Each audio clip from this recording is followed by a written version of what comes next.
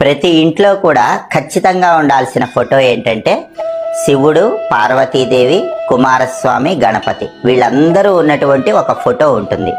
దాన్ని శివ పరివారం ఉన్నటువంటి ఫోటో అంటారు.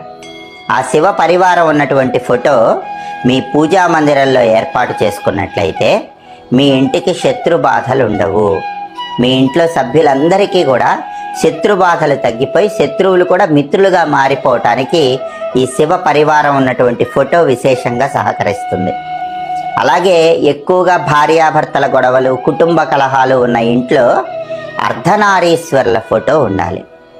అంటే శివపార్వతులు అర్ధనారీశ్వర రూపంలో ఉన్న ఫోటో మీ ఇంట్లో కానీ పూజ గదిలో కానీ పెట్టుకున్నట్లయితే కుటుంబ కలహాలు తగ్గిపోతాయి, భార్యాభర్తల మధ్య గొడవలు ఉండవు.